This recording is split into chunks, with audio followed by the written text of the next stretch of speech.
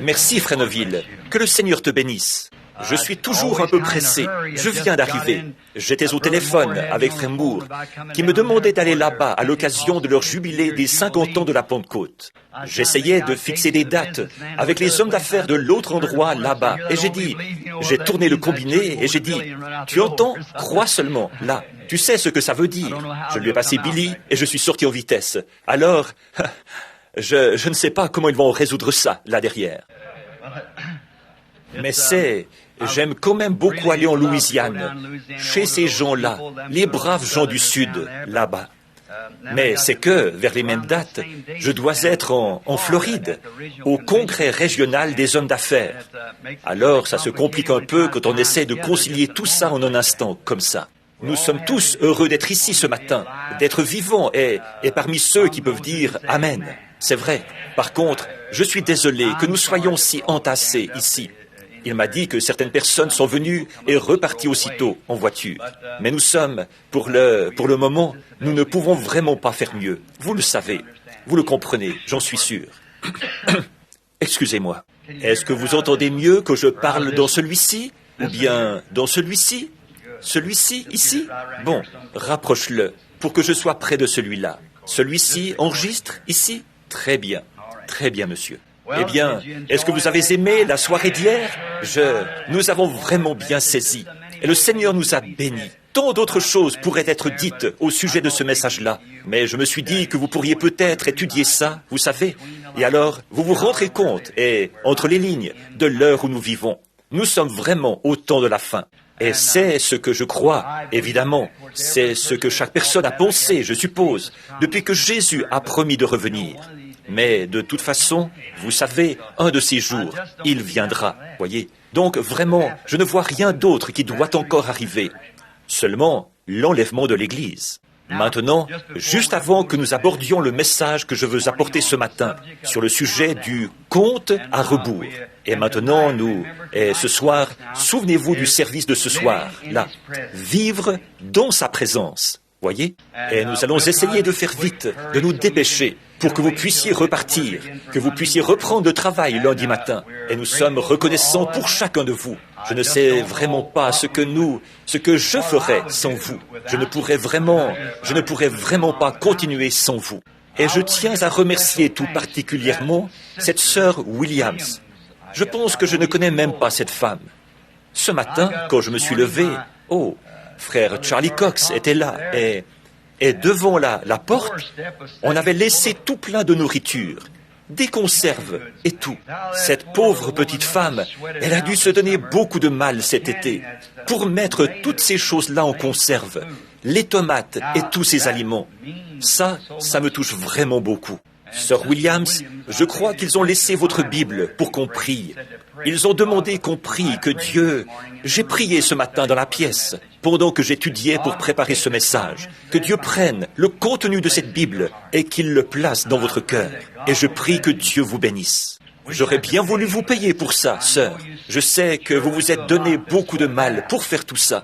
Et je vous remercie vivement. C'est dire bien peu. Par contre, je vais vous citer une écriture, car nous savons, comme je le disais hier soir, qu'elle ne faillira pas. Jésus a dit, « Toutes les fois que vous avez fait ces choses au plus petit, et c'est bien le cas, voyez, au plus petit de mes enfants, c'est à moi que vous les avez faites. Puis cela vous être rendu, exactement comme si c'était entre ses mains que vous aviez remis ces choses. Que Dieu vous bénisse pour ça. Tous, je vous remercie. Quand vous êtes là, je vois par les dîmes et par les sommes que vous donnez, que vous avez cette confiance en nous, que tout cela sera employé pour le royaume de Dieu. Or, nous sommes responsables de cela, voyez, et nous devrons en rendre compte. Alors, nous voulons surveiller tout ce que nous faisons, afin que chaque action se fasse aussi parfaitement que possible, comme le Seigneur voudrait que ce soit fait, parce que nous ne savons pas à quel moment il nous appellera à répondre et à rendre compte de tout ce qui s'est présenté devant nous. C'est pour ça, je pense, que Paul, hier soir, n'avait qu'un seul manteau. Voyez, il aurait pu en avoir plus, mais il n'en avait pas plus. Il n'avait besoin que d'un seul manteau à la fois, alors il ne gardait que celui-là. Je ne pense pas que les richesses de ce monde l'intéressaient. Je ne pense pas que la popularité l'intéressait. Vous savez ce que je veux dire. Tous ces gens dans leurs grands mouvements religieux, comme ce qu'on a aujourd'hui. et tant de gens. Je sais qu'on enregistre ceci. Et quand je dis des choses ici, je suis conscient que je ne parle pas seulement à cette assemblée, mais partout dans le monde. Et en effet, ces bandes vont vers bien des nations. On les apporte même aux tribus qui sont au fond de l'Afrique, là-bas.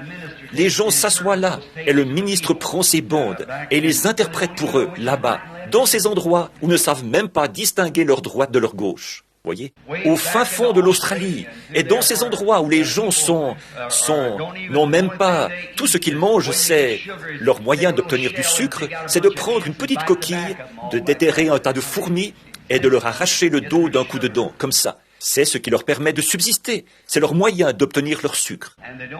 Et ils n'ont pas de vêtements, ils n'ont rien. Ils prennent un vieux kangourou et le jettent sur le feu, avec les entrailles et tout à l'intérieur. Ils le grillent un peu, et puis ils mangent ça. Et c'est comme ça. C'est terrible.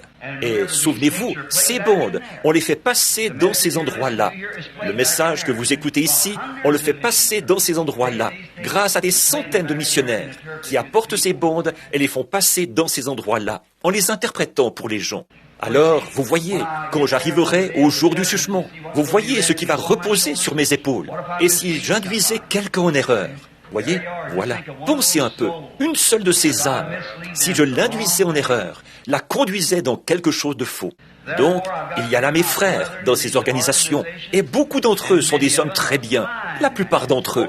Je suis bien content de ça. Par contre, certains d'entre eux deviennent tellement, et en général, les conducteurs en viennent à être obligés d'entrer dans le moule, et ça devient alors comme une affaire de politique. Ils font de la politique là-dedans. Et en agissant ainsi, ils s'écartent de la parole de Dieu. Moi, je dois m'en tenir strictement à la parole. Je dois m'y tenir. Et il faut que les choses en viennent là, c'est tout. Et je dois continuer à avancer, voilà tout. Alors, et nous, vous savez, il y a un petit cantique que nous chantons. Nous naviguons sur les flots du temps, nous ne serons pas ici longtemps. Vous l'avez entendu. Les nuages ténébreux de l'orage feront place un jour radieux. C'est vrai. Prenons tous courage, car nous ne sommes pas seuls. C'est vrai. Le bateau de sauvetage vient bientôt rassembler les joyaux à la maison. C'est à ce moment-là que je compte avoir le manteau qui ne s'usera jamais. C'est ça, celui qui est éternel. Et je dois être fidèle à Dieu, ne prêter aucune attention aux choses de cette terre, jusqu'à ce que nous arrivions là-bas. Et alors, ce sont celles-là qui vont durer. Donc, au long de ces presque 32 ans de ministère, je me suis efforcé de rester fidèle à la parole. À ma connaissance, je n'ai jamais eu à revenir modifier quoi que ce soit, parce que je lisais la chose dans la Bible, tout simplement. Je disais exactement ce que la Bible dit et je m'arrêtais là. Donc, je n'ai pas eu à me rétracter, ni à réarranger quoi que ce soit, parce que je l'ai simplement dit comme la Bible dit. Et j'ai découvert que si Dieu a prononcé quelque chose, alors il faut que nous nous alignions sur cette parole, afin d'en amener l'accomplissement. Nous avons vu ça, et je vous parlais hier soir d'une vision que j'ai eue récemment, voyez, selon laquelle il fallait que je sois là, et j'avais été prévenu que je devais être là. 6 mois auparavant, il m'avait avisé que je devais me trouver à cet endroit précis. Et là, il avait dit, va là-bas, 3 fois avec eux. Et j'ai simplement continué à marcher avec les autres hommes. La vision s'est déroulée parfaitement, la partie de Dieu. Et moi, je suis resté là. Alors, nous voulons nous rappeler ceci. Il faut vous tenir à la parole, vous en tenir strictement à la parole. Là où conduit la parole, allez, suivez la parole. Et elle vous mènera à bon port, j'en suis sûr. Maintenant, je sais que vous êtes ici depuis 8 heures, et il est probablement 10 heures en ce moment. C'est bien ça. Alors maintenant, prions notre Seigneur. Y aurait-il des requêtes spéciales? Je vois que beaucoup de mouchoirs ont été posés ici. Levez la main pour signifier les requêtes. Que Dieu vous bénisse. Maintenant, je le connais depuis assez longtemps pour savoir ceci. Il voit chaque main et il connaît chaque cœur. Tout ce qu'il reste à faire, c'est de lui demander. Voilà. Vous y croyez et la chose arrive. Maintenant, croyez pendant que nous prions. Père céleste, nous nous approchons maintenant du grand et puissant trône de Dieu. Bien que nous soyons des êtres mortels, dans un corps naturel, nos voix prononcent des paroles qui parviennent jusqu'à ce grand trône, quelque part dans les autres dimensions, là où Dieu est assis. En effet, Jésus a dit, « Tout ce que vous demanderez au Père en mon nom, je le ferai. » Et il nous a demandé de ne pas douter, mais lorsque nous prions, de croire que nous recevons ce que nous demandons. Et cela nous serait donné. Il a dit, vous pouvez même dire à cette montagne, ôte-toi de là, ne doutez pas dans votre cœur, mais croyez que ce que vous avez dit arrivera et ce que vous aurez dit vous sera accordé. Père, nous savons que c'est absolument vrai. Nous l'observons jour après jour. Et il n'y a aucune erreur dans ta parole. Ce qu'il y a, c'est que nous ne parvenons pas à être là où il faut. Parfois, notre foi ne peut pas nous élever jusque-là. Nous nous énervons et nous doutons. Mais ce matin, nous nous efforçons de venir, Seigneur, avec une espérance nouvelle, en nous accrochant à la corde de sécurité. Christ est sa promesse. Et nous entrons dans la présence de Dieu par le nom de Jésus. Seigneur, je suis sûr que tu connais toutes les requêtes qui ont été signifiées ce matin, sous ces mains qui se sont levées. La mienne aussi était levée, et elle est constamment levée vers toi, Seigneur, parce que je suis une personne qui a des besoins, et je te prie d'exaucer chaque requête. Pose ton regard sur ces gens, Seigneur, exauce leurs requêtes, du plus jeune au plus âgé, de la plus petite requête jusqu'à la requête la plus importante. Ainsi, Père, exauce chacune d'elles. Je le demande au nom de Jésus. Et puis, souviens-toi de la mienne, Seigneur. Et je prie, te remerciant de nous avoir accordé un repos salutaire à notre corps, et de la connaissance que nous avons de ta parole, et de la compréhension que nous avons de l'Esprit. Et je prie constamment que tu nous donnes plus de compréhension, afin que nous ne soyons pas un peuple vaniteux, qui s'enorgueillit de cela, mais un peuple humble, et qu'ainsi le Saint-Esprit puisse nous utiliser pour l'accomplissement de la parole de Dieu, et nous placer en position là où nous devons être en cette heure, car il faut que nous soyons au bon endroit pour que la chose arrive. Et c'est ce que nous voulons, Seigneur, que ce soit une ménagère derrière la table, que ce soit un ouvrier d'usine avec une clé à écrou à la main et avec un témoignage, que ce soit le ministre en chair, ou le diacre, ou l'administrateur, ou l'enfant qui est à l'école, l'adolescent qui participe à la discussion en classe, ou que ce soit, Seigneur, que nous soyons là au moment voulu, car nous savons que tu l'as promis. Et la chose va arriver, parce que tu l'as dit. Eh bien, c'est là-dessus que se fonde notre foi. Maintenant, Seigneur, nous avons l'impression qu'il ne nous reste plus beaucoup de temps. Le moment approche. Nous sentons le brouillard qui vient s'installer depuis l'espace intersidéral. Nous savons que le jugement et la colère de Dieu sont sur le point de s'abattre. Nous pouvons déjà en sentir les effets. Aussi nous te prions, Seigneur, de nous aider. Et maintenant, aide-moi, Seigneur, à porter ce petit message d'une trentaine de minutes ce matin, intitulé « Compte à rebours ». Aide-nous, Seigneur, à comprendre exactement où nous en sommes. Et sanctifie-nous maintenant, Seigneur, en ôtant nos péchés et nos offenses, et que pas une seule personne qui est ici ce matin soit perdue. Que chacun soit prêt et fasse partie de ce grand cercle lorsque nous nous retrouverons de l'autre côté. Quand l'appel se fera, que j'entende chaque nom l'un après l'autre. Présent, c'est ce que nous désirons voir, Seigneur. Et les vieillards seront jeunes là-bas pour toujours, transformés en un instant. Immortels, ils se tiendront là, à sa ressemblance, pour briller avec plus d'éclat que le soleil et les étoiles. Comme Daniel l'a dit, ceux qui auront enseigné la justice à la multitude brilleront comme les étoiles pour toujours. Mais nous entendons ce que tu as dit au prophète. Va, Daniel, car tu te reposeras au milieu de ton héritage. Mais en ce jour-là, tu seras debout. Ô Dieu, que nous soyons jugés dignes grâce au sang de Jésus. Nous ne nous attribuons aucun mérite personnel, mais puissions-nous, grâce à ses mérites à lui, être dignes de nous tenir là ce jour-là. puisque nous confessons nos fautes et que nous désirons nous tenir là, revêtus de sa justice à lui, avec le grand prophète Daniel, et tous ceux qui se tiendront là lorsque les récompenses seront données. D'ici là, Seigneur, fais de nous des instruments dans ta main. Fais de nos oreilles des instruments ce matin pour écouter la parole. Fais de mes lèvres des instruments pour la prononcer, car nous le demandons au nom de Jésus, et que notre intelligence comprenne la volonté de Dieu. Amen.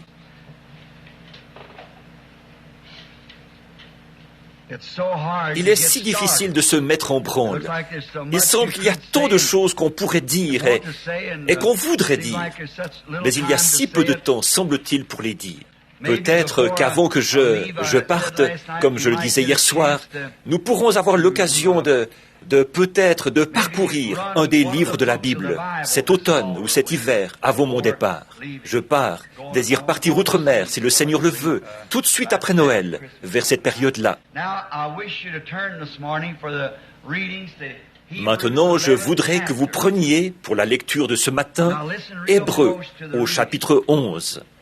Et maintenant, écoutez très attentivement la lecture. Je veux mettre l'accent sur le verset 3. Or, la foi est l'assurance des choses qu'on espère, et la conviction de celles qu'on ne voit pas.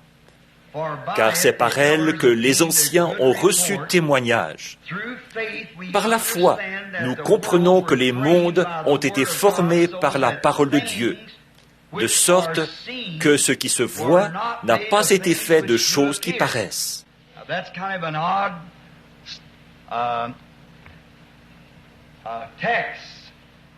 Or, c'est un texte assez bizarre, ça, comme contexte du sujet que je veux traiter. Les choses n'ont pas été faites de choses qui paraissent. Maintenant, je veux exploiter ce sujet ce matin, compte à rebours, parce que je veux faire un parallèle, présenter un point de vue prophétique. Hier soir, j'ai voulu enseigner un peu l'Écriture.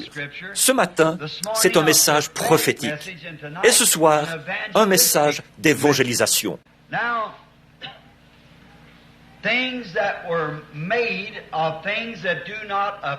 Donc, les choses qui ont été faites de choses invisibles. Or, j'ai appris pendant toutes ces années que toutes les choses naturelles sont des types de choses spirituelles. Toutes les choses naturelles. Et maintenant, souvenez-vous bien de ceci. Chaque fois que vous voyez une chose naturelle, cette chose est un type d'une chose spirituelle. Voyez ? Toutes choses sont faites d'après des choses invisibles. Voyez ? Les choses naturelles sont alors un reflet des choses spirituelles.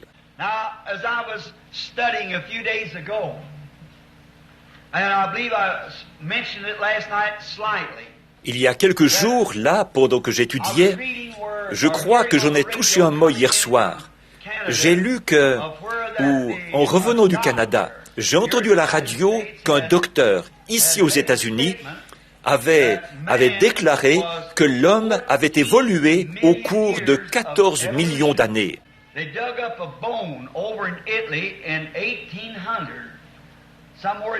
Ils ont déterré un os en Italie en 1800, dans les années 1800. Et cet os, on prétend que c'était un os humain qui avait, peut-être d'après, alors qu'il s'applique à en déterminer l'âge. Et ce docteur, qui est maintenant un vieillard, a consacré toute sa vie à l'étude de cet os. Et il dit que cet os, c'est l'os d'un homme. Et il est vieux de 14 millions d'années. Mais quel non-sens qu'un homme ait gaspillé sa vie pour rien, en cherchant à démontrer la fausseté de la parole de Dieu. Et tout ce qu'il en a récolté, c'est une destination sans fin. Tout le monde sait que si on enterre un os, au bout de 20 ans, cet os aura commencé à se décomposer. Au bout de 100 ans, cet os aura presque disparu. Il n'en restera plus que des débris. Et ça, quelles que soient les conditions auxquelles il aura été soumis. Voyez. Et puis, au bout de 1000 ans, cet os-là serait comment ? 10 fois 100 ans. Oh, 10 fois ça, ce serait quoi ? ce serait 1 million. Ensuite, 14 fois 1 million. Oh là là, c'est tout simplement, ce n'est même pas censé de même penser à une chose pareille. Un os ne durera pas 14 millions d'années, quelles que soient les conditions. Tout le monde sait ça. Il se pourrait qu'il ait ramassé quelque chose qui ressemblait à un os ou quelque chose comme ça. Et puis, comment ont-ils pu arriver à déterminer qu'il était vieux de 14 millions d'années? Voyez, après tout, Dieu a fait l'homme sur la terre il y a 6 000 ans, et ça règle la question. Quelqu'un discutait de ça avec moi il y a quelque temps, lors d'une de mes réunions. Je parlais de l'évolution de l'homme, et j'ai dit que celui-ci n'existe que depuis 6 000 ans. Et cet homme m'a dit, « Eh bien, frère Branham, nous pouvons prouver que le monde existe depuis des millions d'années. Donc, ce que vous racontez là, vous êtes complètement dans l'erreur. » J'ai dit, « Ne croyez-vous pas la Bible ?»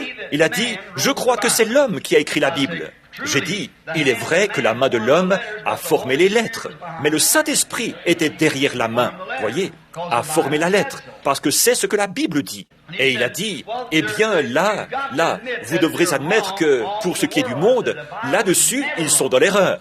J'ai dit, la Bible n'est jamais dans l'erreur, jamais dans l'erreur. Il a dit, eh bien, si le monde, il a dit, a été, vous pouvez voir que les montagnes, elles ont été formées par le volcanisme. J'ai dit, mais c'est que vous, il a dit, et Dieu aurait fait ce monde en 6 jours? J'ai dit, allons, la Bible ne dit pas ça. Vous vous êtes imaginé qu'elle le disait, c'est tout. J'ai dit, faisons donc un retour en arrière, là, pour régler l'argument que vous apportez. Le premier chapitre de la Genèse dit, au commencement, Dieu créa les cieux et la terre. Un point, c'est tout. Combien de temps il a mis à le faire, je n'en sais rien. Il ne nous l'a pas dit. Mais, au commencement, Dieu créa les cieux et la terre. Un point, c'est tout. Ensuite, et la terre était informe. C'est là que Dieu a commencé à l'utiliser. Voyez, alors il se creuse les méninges pour rien. Voyez, Dieu a fait le monde. Il a peut-être mis 100 billions d'années à le faire. Je ne sais pas combien de temps il a mis à le faire, mais il l'a fait. Il n'a pas dit combien de temps il a mis à le faire. Et ça ne nous regarde pas, ça. Combien de temps? Il a seulement dit, au commencement, Dieu créa les cieux et la terre. Un point, c'est tout. Ça règle la question. Ça s'arrête là. Combien de temps il a mis à le faire? Ça... Mais ensuite, la création a commencé à surgir, là, lorsqu'il a commencé, à l'autre moment. Et je crois que ce qui est là, tout ce qui est sur terre, reflète le ciel.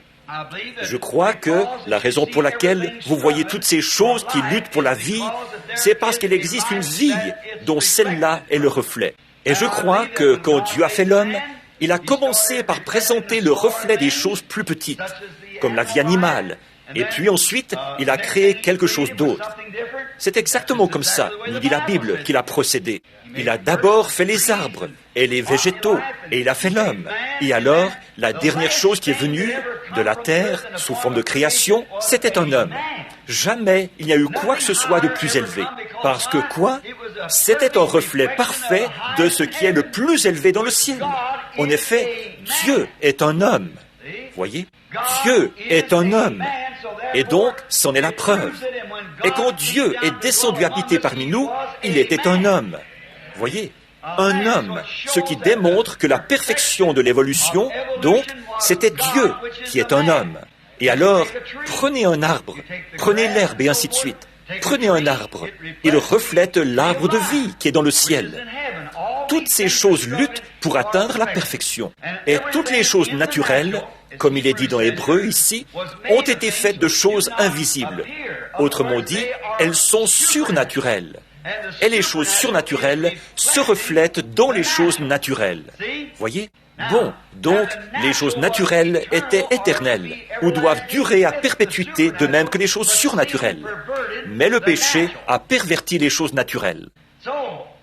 Alors, si c'est le cas, et c'est ce que je crois, alors tout ce qui se produit sur la terre est un type de choses spirituelles qui se produisent. Voyez?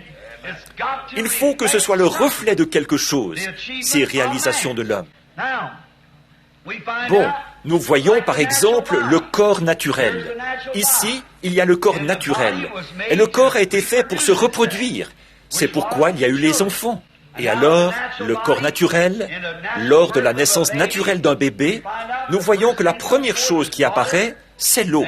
ensuite le sang, ensuite la vie. Nous voyons que dans le corps spirituel de Christ, la première chose, c'est l'eau, puis le sang, puis la vie.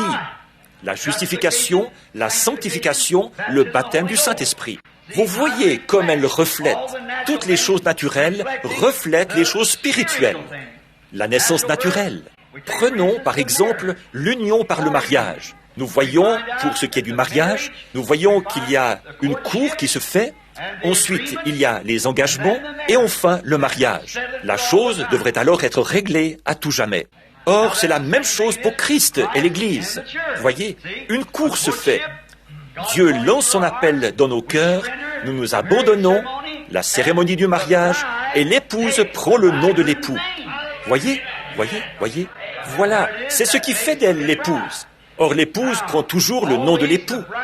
Il y a tant de choses dont nous pourrions parler ici. J'en ai dressé une liste.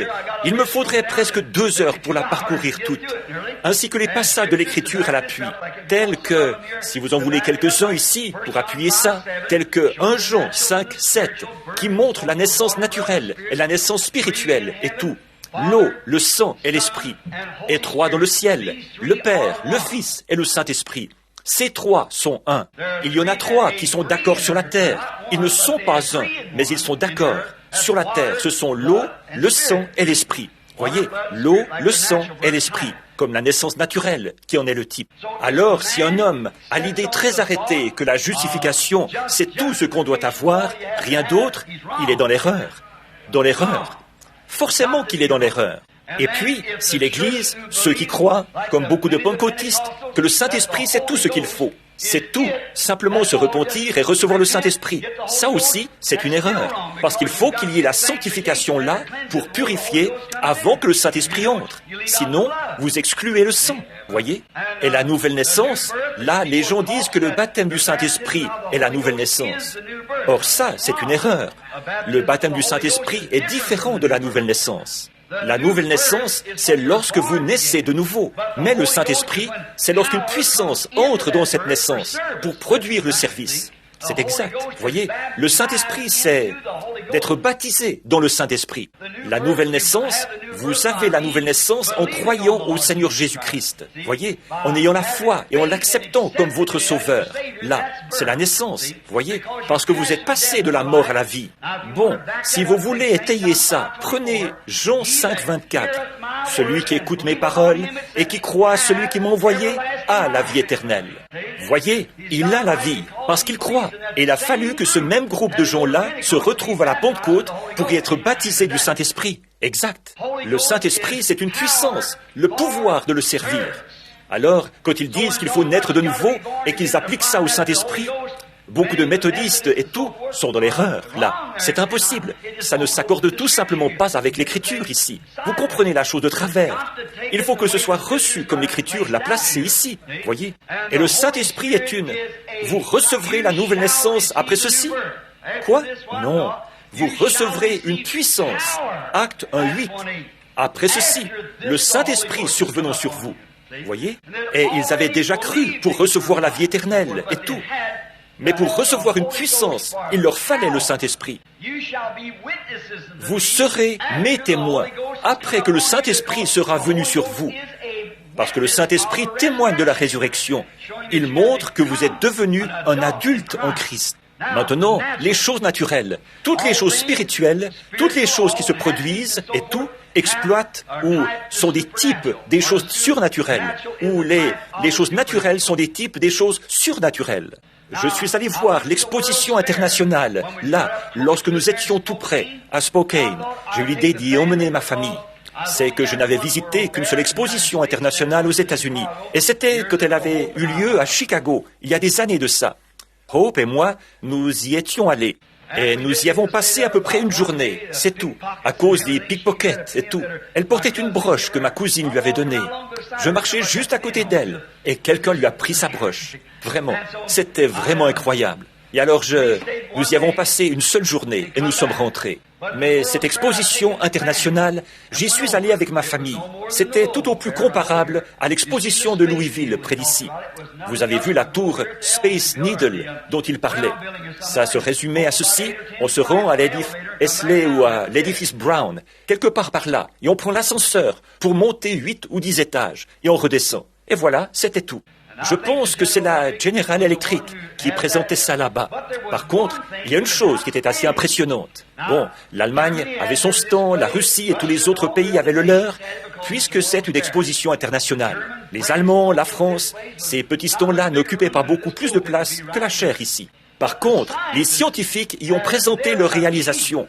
Et ce sur quoi portait principalement leur présentation, c'était l'usage du tabac. Si un homme qui fume la cigarette entrait là et qu'il fumait encore en ressortant, il y a quelque chose qui ne tourne pas rond mentalement chez cet homme. Alors que je les ai vus de mes propres yeux prendre une cigarette, la placer dans une machine et aspirer par là la fumée de ce tabac, et on envoyait les bouffées dans une éprouvette contenant des produits chimiques. Et c'était tout plein de cancers blonds, après une seule cigarette. Ensuite, il a dit, bien des gens disent, c'était là les plus grandes réalisations mondiales en la matière. Il a dit, bien des gens disent, je n'avale pas la fumée. Et ce scientifique a pris la cigarette et en a aspiré lui-même une bouffée dans sa bouche. Et il ne l'a pas soufflé par ses narines. Il ne l'a pas non plus fait descendre, comme ils le font, dans les poumons. Mais il a simplement aspiré ça dans sa bouche, après quoi il a soufflé ça dans les mêmes produits chimiques. Il n'y avait aucune trace de cancer dedans. Il a dit, où est-il allé? Dans ma bouche. Quand j'avale, ça descend dans l'estomac, évidemment. Il a dit, maintenant, puis cette réflexion est venue. Pourquoi les médecins disent-ils que la cigarette n'est pas nocive? Il a dit, tout homme qui accepterait de vendre son droit d'aînesse. Un médecin qui fait une telle déclaration peut prendre sa retraite, parce que les compagnies de cigarettes lui donneront assez d'argent pour lui permettre de prendre sa retraite. Ils vendent réellement son droit d'aînesse, puisqu'il avait juré de ne pas faire une chose pareille. Mais ils le font quand même. Et il a dit, voici les appareils, maintenant. Nous allons vous le prouver, grâce aux réalisations de la science. Et il y avait Yul Brynner, vous savez, la vedette de cinéma qui était là. Et ça, quand cette petite parcelle de nicotine, il a dit, maintenant, il parle de boue-filtre.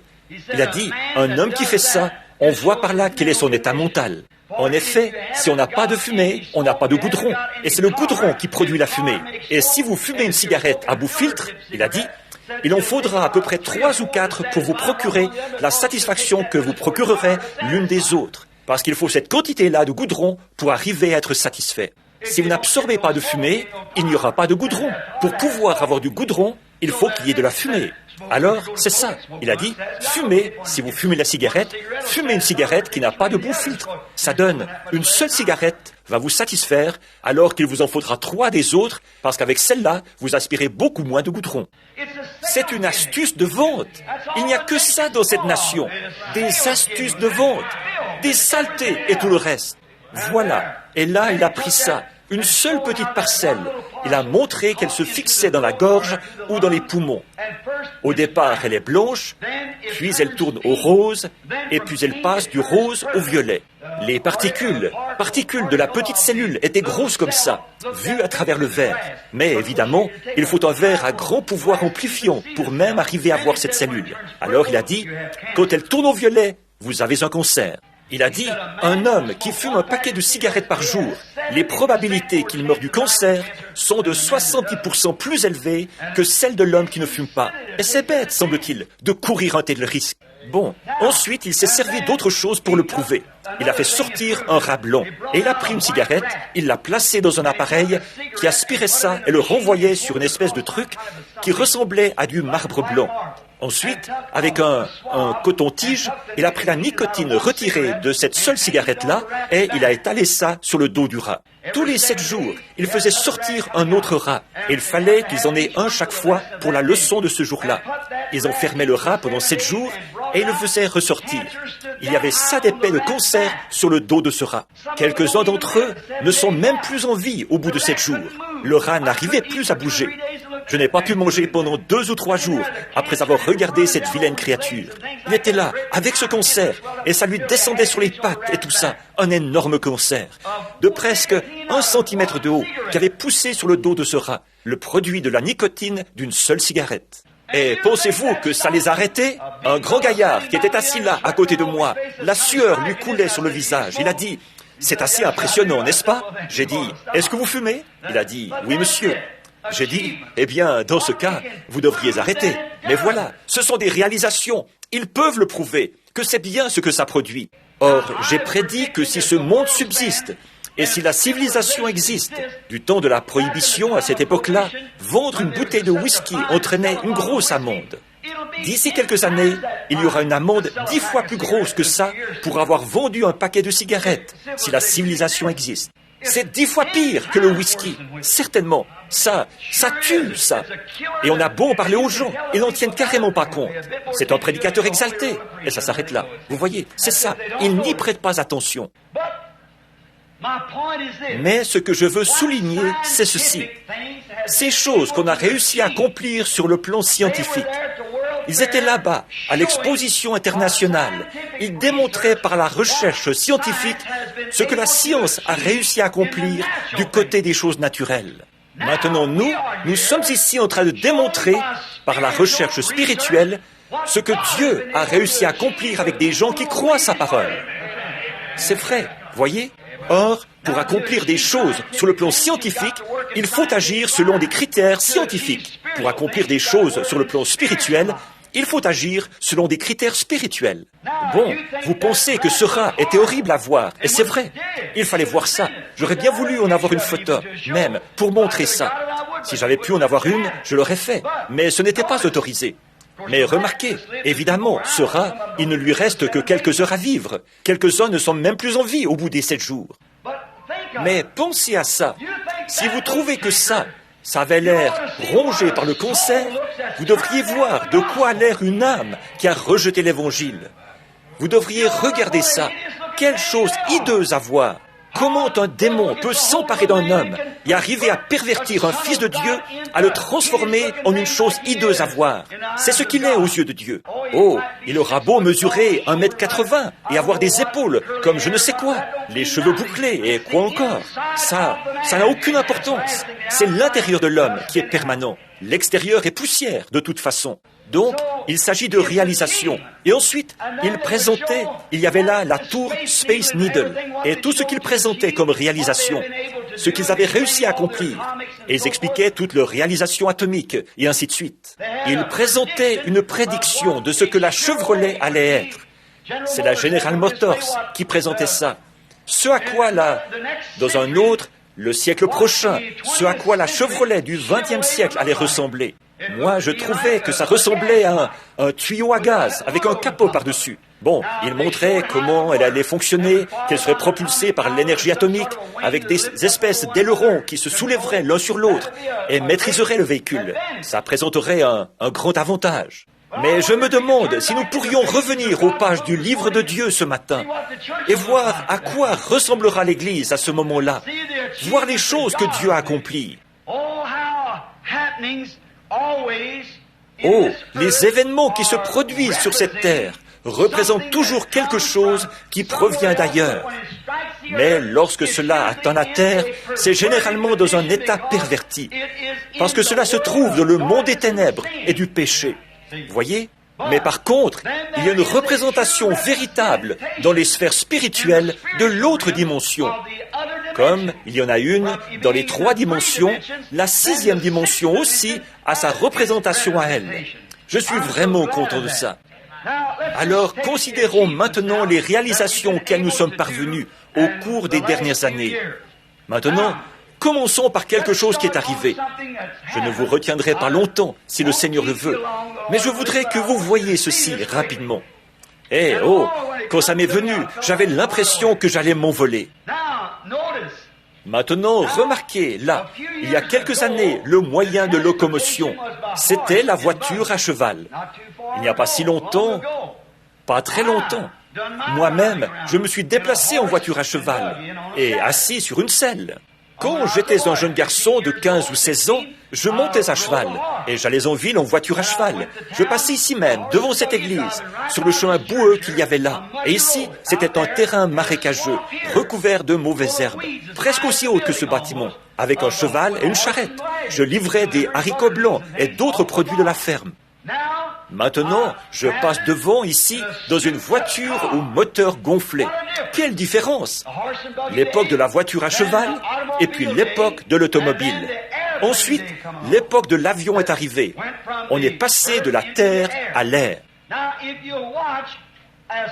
Maintenant, si vous observez, aussi sûr que cette réalisation a été atteinte par la science, la personne de la pensée spirituelle et qui comprend ces choses le verra, cela représentait une réalisation de l'économie de Dieu avec son Église. Maintenant, l'époque, et souvenez-vous, le messager arrive toujours à la fin du message. Nous le savons, c'est ce que nous avons vu dans les actes de l'Église. Maintenant, l'époque de la voiture à cheval, c'était qui? C'était la fin de l'âge de Luther. Voyez, l'époque de la voiture à cheval. Ils ont cru à la justification.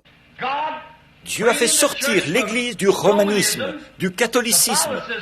Il lui a fait atteindre sa première réalisation spirituelle.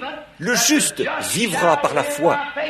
Ça, c'était l'époque de la voiture à cheval, où ils étaient passés à l'époque de la voiture à cheval, qui s'achevait. Maintenant, la réalisation suivante atteinte par l'homme dans le domaine des moyens de locomotion a été l'automobile. Et si vous remarquez, l'automobile augmente continuellement en puissance.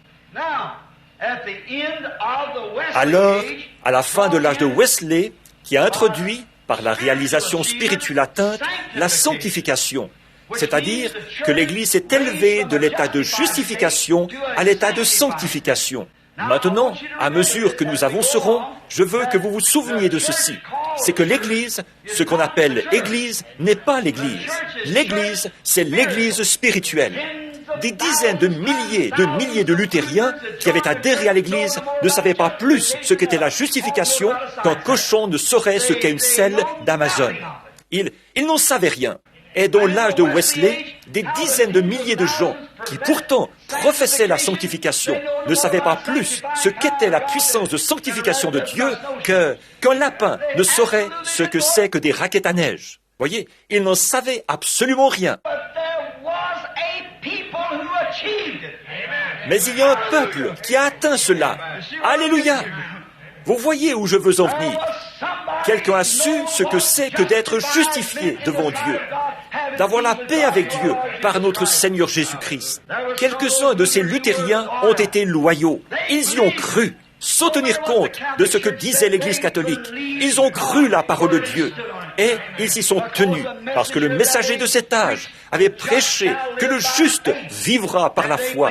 Et ils ont cru à un état de justification. Et ils ont pu, par la grâce de Dieu, atteindre la justification, avoir la paix avec Dieu par notre Seigneur Jésus-Christ. Maintenant, nous remarquons encore autre chose là. Les méthodistes sont venus avec la sanctification. Bon nombre de ces méthodistes ont réellement été sanctifiés. Par contre, beaucoup d'entre eux affirmaient qu'ils l'étaient alors qu'ils ne savaient rien à ce sujet. L'Église méthodiste a enseigné la sanctification.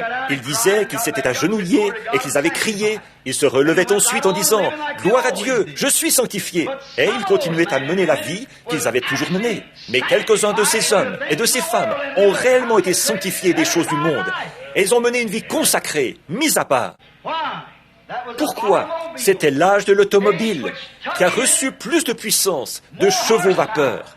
L'automobile, l'ancienne modèle T, avait probablement une puissance de 15 ou 20 chevaux. Vous voyez, il y avait la puissance de 15 ou 20 chevaux dans ce petit moteur-là. La sanctification. Lorsque la science accomplit quelque chose par des moyens naturels, Dieu est en train d'accomplir quelque chose par des moyens spirituels. Voyez, il se passe quelque chose continuellement.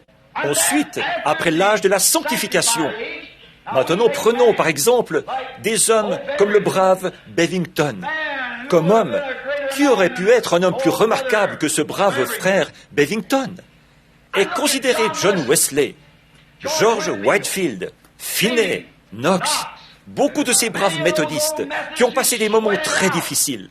Ils ont souffert l'enfer sur la terre, des tourments, parce qu'ils croyaient que la parole de Dieu enseigne la sanctification, la deuxième étape de la grâce. Et ils s'en sont tenus à cela. Ils y ont cru. Et ils ont accompli des prodiges grâce à cela. Tout comme ce que Henry Ford et les autres avaient accompli dans le domaine des moyens de locomotion avec la vieille Ford Model T, si on la compare avec ce qu'était le cheval, il a avancé au-delà de l'époque du cheval. Et Wesley a avancé au-delà de l'époque des luthériens.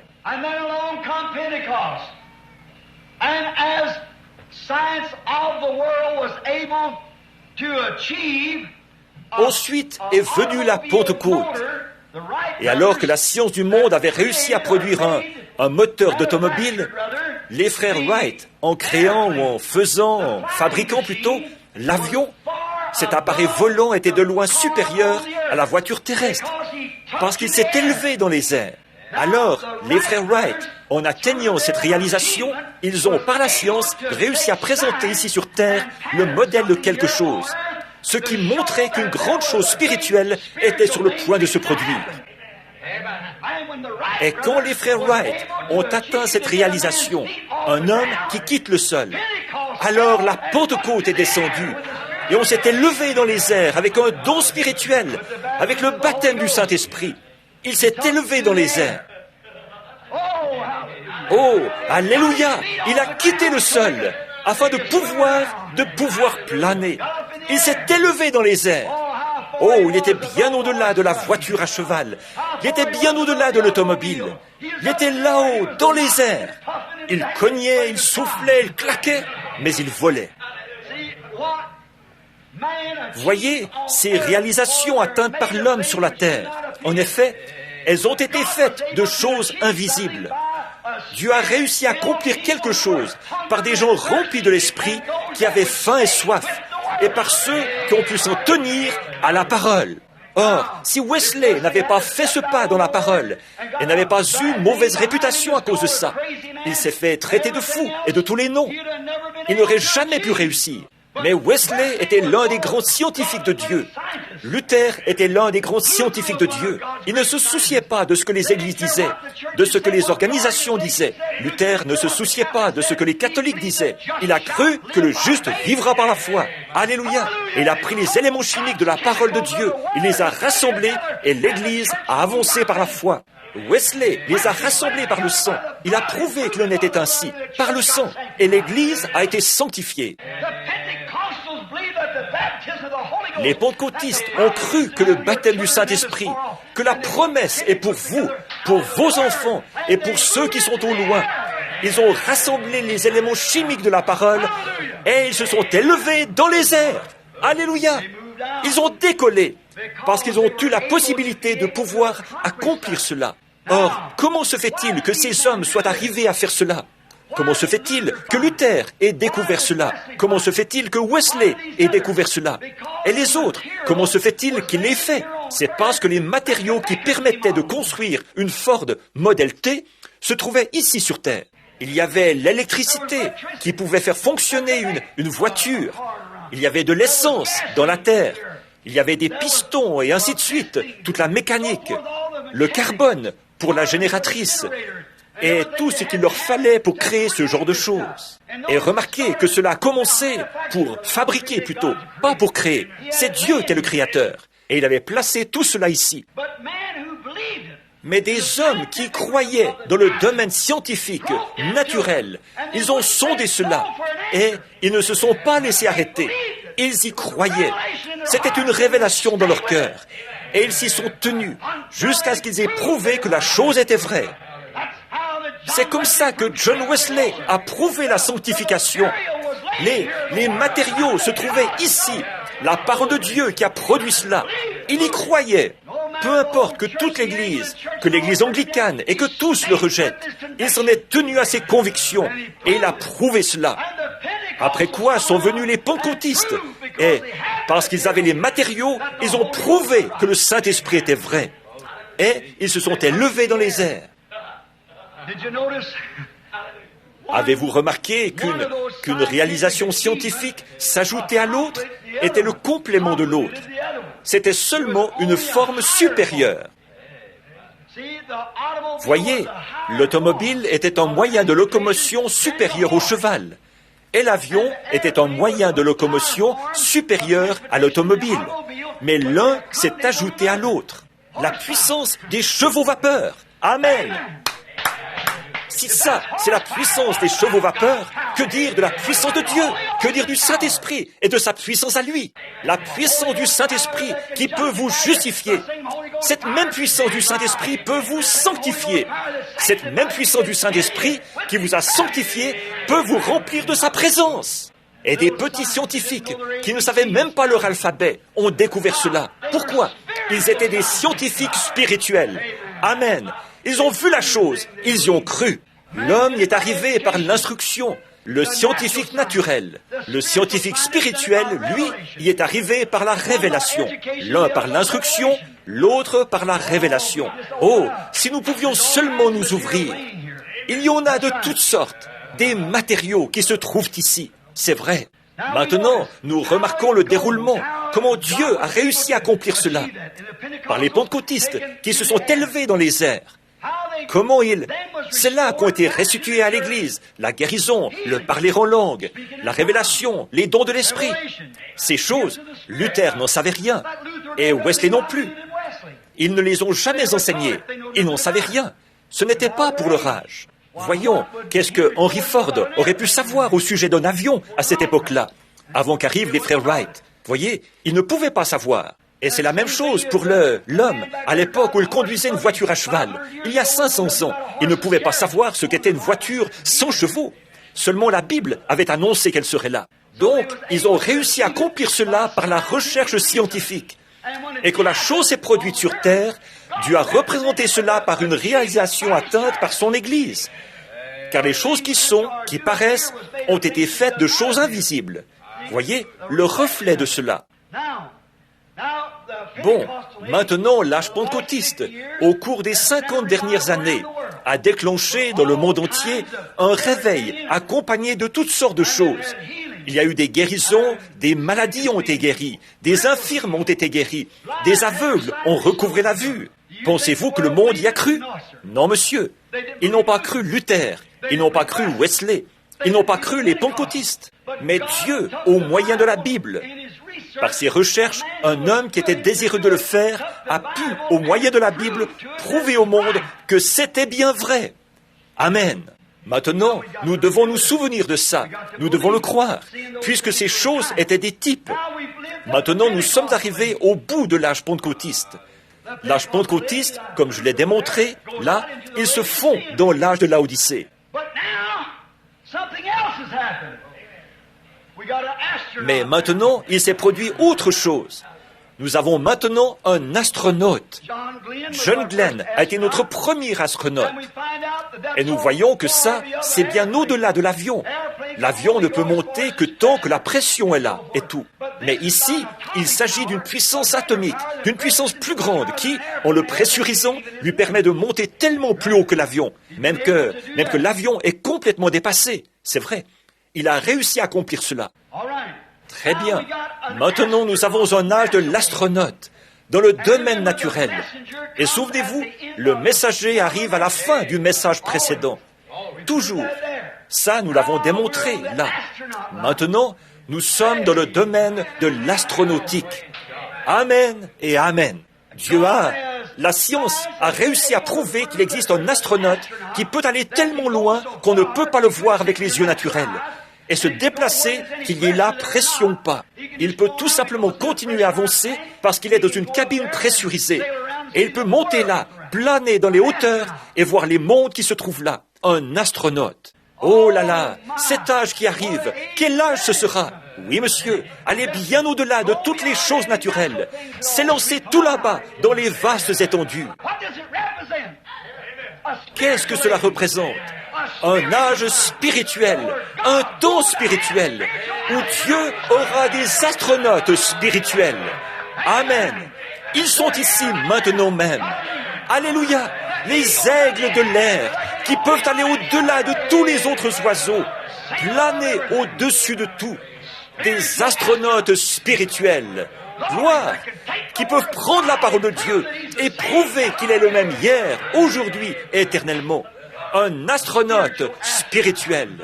Oh là là, gloire. Moi, ça me réjouit vraiment de vivre dans cet âge. Maintenant, ça, c'est une chose merveilleuse pour un astronaute spirituel.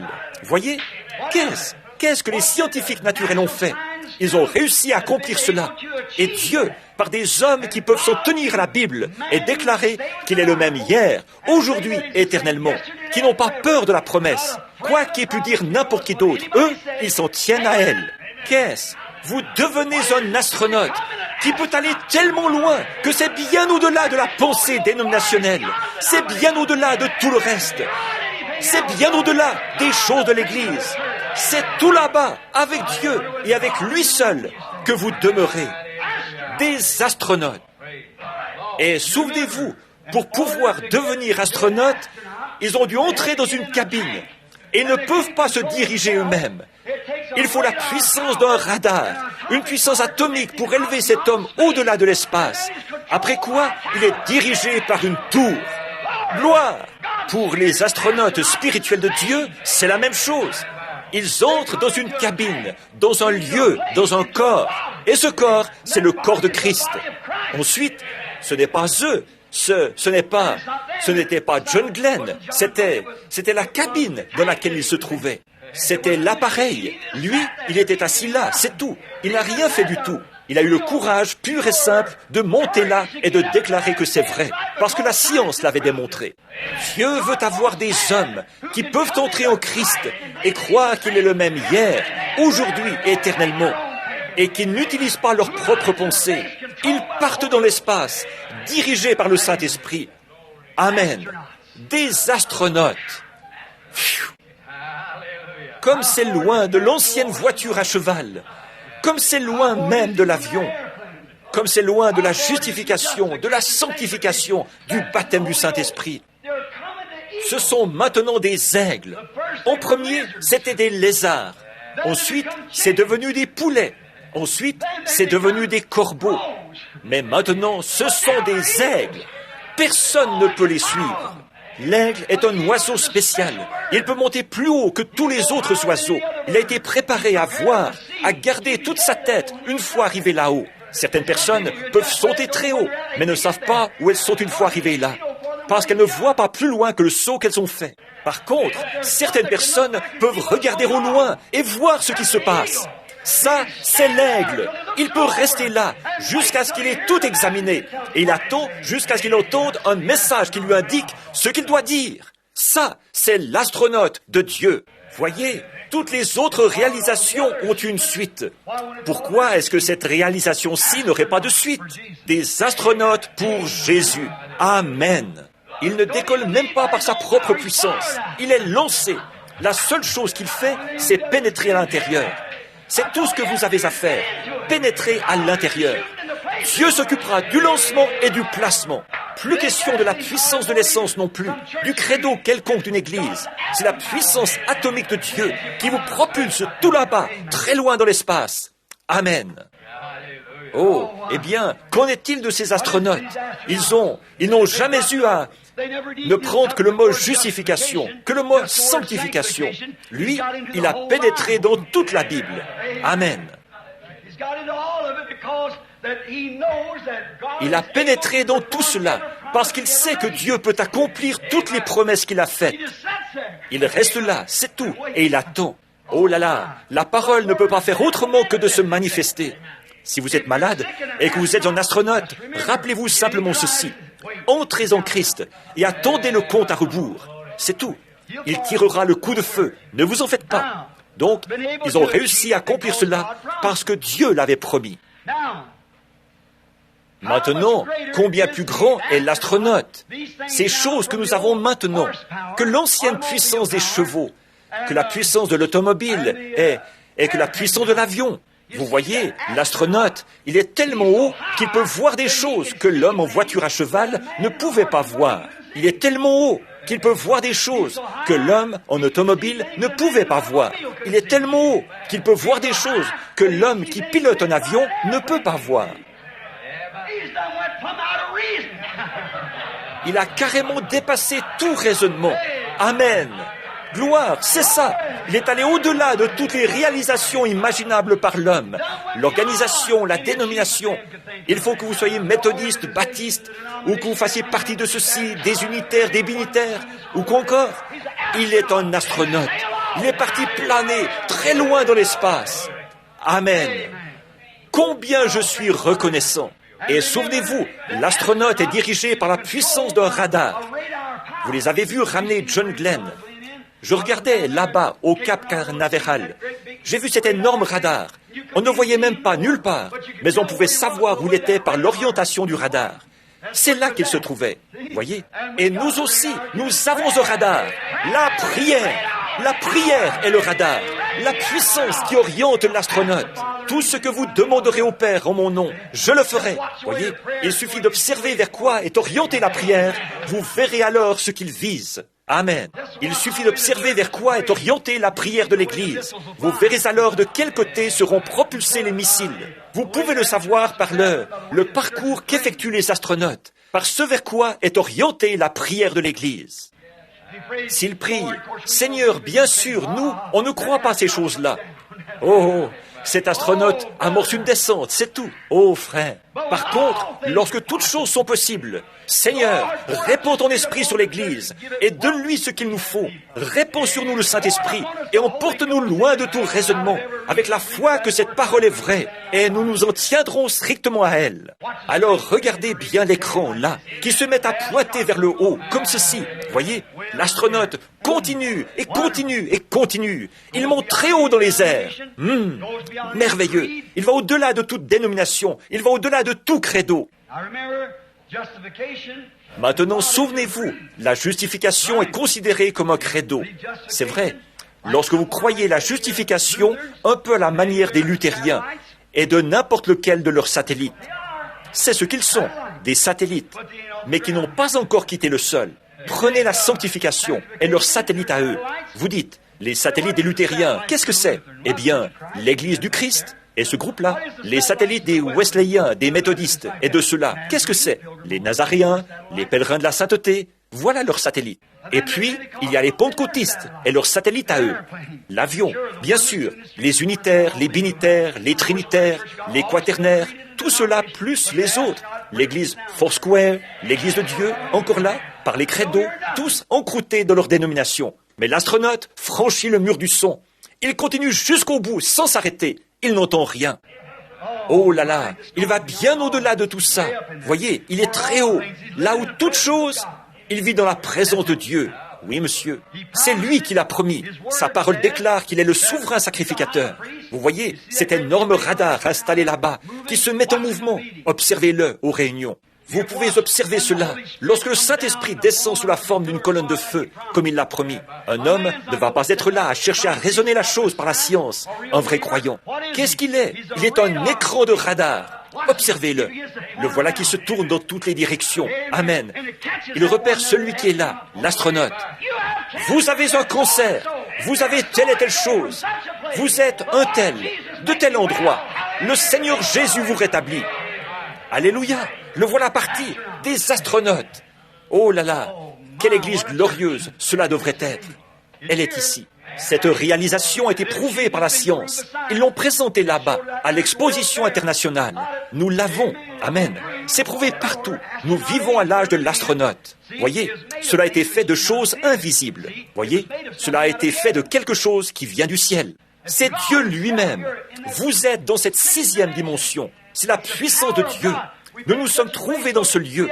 Nous avons été élevés dans cette dimension, au-delà de ces situations où on va pleurer sur une tombe et où on accroche un morceau de crêpe noire à la poignée d'une porte et où on fait des adieux. Alléluia. Nous sommes maintenant entrés dans l'astronaute. Nous sommes partis planer tout là-bas. Nous avons vu où se trouve ce lieu et nous sommes revenus. Gloire. Nous allons vers notre demeure au-delà du ciel, là-bas, au-delà des raisonnements de l'homme. Et là, les vieillards seront transformés en un instant, en un clin d'œil. Nous les verrons là-bas, des hommes et des femmes âgés, redevenus jeunes. Comment le savez-vous? C'est ce que la Bible enseigne. Et Dieu a propulsé un astronaute là-haut. Nous savons ce qu'il en est. Il est revenu. Mourir n'est pas un sujet d'inquiétude. Mourir n'est rien. Bien sûr, c'est vivre. Oui, monsieur, c'est simplement quitter le sol pour pouvoir partir. Oh, que c'est merveilleux! Il a promis toutes ces choses dans sa parole, car Hébreux 13:8 dit qu'il est le même hier, aujourd'hui, éternellement. Les choses qu'il a pu, que Dieu a réussi à accomplir par un seul homme qui s'est soumis à cela, à la parole de Dieu, parce que, comme je le disais hier soir, il se tenait toujours à la parole. Or, savez-vous, les astronautes, en fait, ce n'est rien de nouveau. Que dire d'Élie? Si lui n'était pas un astronaute, je n'en ai jamais vu un seul. Il est allé là où John Glenn n'a jamais même songé à aller. Eh bien, vous savez, l'un d'eux a décollé au ralenti une fois. Il s'appelait Enoch. Il est simplement monté en marchant, mais il était un astronaute, bien sûr. Il était pressurisé. Il n'a pas eu besoin d'être changé ni rien.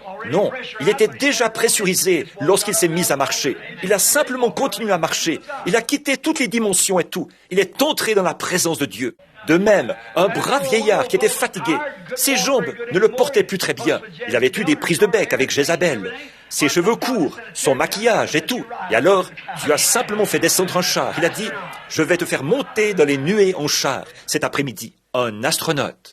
Un jour, quelqu'un est venu mourir pour chacun de nous, et Dieu l'a ressuscité le 3e jour, et 500 hommes se trouvaient là. Ils l'ont vu être enlevé dans les nuées. Et une voix dit, « Je reviendrai. » Des anges se sont ensuite présentés là, et ont dit, « Ce Jésus qui a été enlevé, le maître astronaute, reviendra de la même manière, dans le même genre d'habitacle que celui dans lequel il est, un corps immortel. » Alléluia! Et nous aurons un corps semblable à son corps glorieux, parce que nous le verrons tel qu'il est.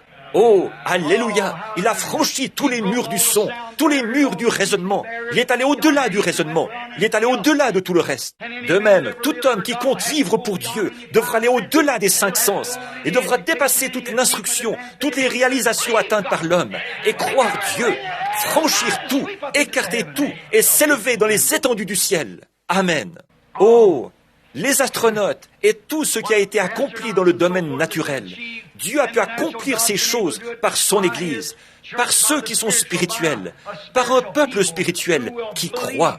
Tout homme ou toute femme qui ose, à n'importe quel moment, prendre Dieu au mot est un astronaute. Les gens diront, « Oh, ce n'est pas raisonnable. Vous entendez ces gens qui pleurent, qui poussent des cris. Vous entendez ça? Oh, ce n'est même pas raisonnable. » Eux, ils ne comprennent pas. Quelqu'un me disait, « Vous avez fait un rêve, frère Branham, quand vous avez vu ce lieu-là. » Je n'ai pas fait un rêve, pas du tout. J'étais debout, là-haut. Et de là-haut, je regardais là où j'étais couché sur le lit. Sur le lit, j'aurais pu être en train de rêver, mais j'étais là-haut. Et de là-haut, je me regardais. Voyez? Oh, il m'a emmené dans une petite envolée d'astronautes ce matin-là pour me montrer où aller. Et c'est la preuve que votre radar indiquera cette direction, exactement où se trouve ce lieu. Alors, ce n'est pas moi, c'est lui. C'est votre esprit en vous qui croit ce message. Et c'est le Saint-Esprit qui se trouve là où je suis. Et le fait que vous le croyez comme ça, c'est ce qui établit le contact. Et voilà, vous recevez tout de suite votre réponse. Un astronaute. Amen. Oh, que c'est merveilleux. Oui, monsieur, c'est grand. Ce que la science a accompli, c'est une grande chose. Et vous savez, ce qu'ils ont accompli là, c'est tellement grand qu'ils se sont mis à avoir peur d'eux-mêmes. C'est vrai. Ils sont tellement grands qu'ils ont peur d'eux-mêmes. Vous savez, ils ont déclaré là, il y a environ 2 ans, qu'il était minuit moins 3. Ils ont peur. Qu'est-ce qu'ils font? Maintenant, l'homme a réussi dans le domaine naturel, par l'astronaute naturel. Maintenant, il a atteint cette réalisation qu'est l'astronaute. Et là, il s'imagine que si un jour la Russie se met à faire sauter ce pays ou un autre pays, lui, il va s'envoler vers la Lune. L'autre jour, j'ai vu un petit truc mignon, tout plein. C'était vraiment mignon. C'était 2 petits Indiens, ils étaient là en train de causer ensemble, avec leurs petits bedons, vous savez, comme ça, et une plume qui dépassait derrière la tête. Et ils se serraient la main, se tapotaient dans le dos.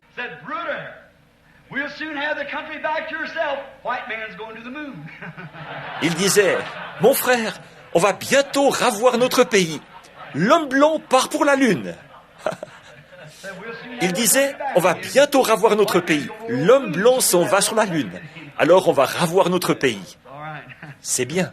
Oh, maintenant, ce qu'ils se proposent tous de faire, c'est de construire beaucoup de capsules spatiales pour pouvoir entrer là-dedans. Et avec l'âge atomique qui arrive, ils vont faire sauter le monde. Ils n'auront qu'à tirer là-dessus et tout le monde s'en ira sur la Lune, partira pour la Lune. Ils mettront fin à tout ça et alors, ils fonderont une autre économie sur la Lune. Tout simplement. Ils n'y arriveront pas. De tout mon cœur, je ne crois pas qu'ils arriveront jamais à ça. Voyez ? Mais, en même temps, le véritable croyant en Christ est entré dans son astronaute à lui. Amen. Nous avons tous été baptisés dans un seul esprit pour former un seul astronaute. Oh, un seul corps. Celui-là peut supporter toute pression, quelle qu'elle soit. Ils l'ont mis à l'épreuve dans une fournaise ardente. Il supporte le feu, donc il ne pourra pas brûler. Chauffé 7 fois plus. Ils l'ont mis à l'épreuve de toutes les manières. Et ils s'en sortent très bien. Donc, les scientifiques spirituels ont réussi à prouver qu'ils peuvent tout supporter. Alors, le vrai croyant spirituel a ajouté à lui-même, et il est entré dans l'astronaute de Dieu, Christ. Il croit tout. Il rejette ses credos, les credos pentecôtistes, les credos baptistes, les credos méthodistes. Le voilà maintenant entré dans l'astronaute. Il dit, « Seigneur, ce sera après quand ?» Oh là là! Qu'est-ce qu'il fait? Il vient à de petites réunions. Il écoute le compte à rebours de la parole de Dieu. Vous savez, quand John Glenn était assis là, ce matin-là, ils écoutaient le compte à rebours. 10, 9, 8, 7, 6, 5, 4, 3, 2, 1, 0. Voyez? Et maintenant, le voilà au point où on déclare, on est à 3 minutes du décollage de quelque chose. Ils ne savent pas de quoi il s'agit. Nous sommes à 3 minutes de l'heure 0. Maintenant, remarquez, le vrai croyant est en Christ. Aucune condamnation pour ceux qui sont en Christ. Prêchez la parole. Tenez-vous-en strictement à la parole. Peu importe ce que disent les dénominations, eux, ils vont la croire. Ils ne bougeront pas de là, parce que c'est la parole. Les gens des dénominations auront beau faire un tas d'histoires, les excommunier, les chasser, dire qu'ils sont fous, et tout ça. Mais eux, ils s'en tiennent strictement à cette parole. Pourvu que Dieu ait fait la promesse, ils s'y tiennent.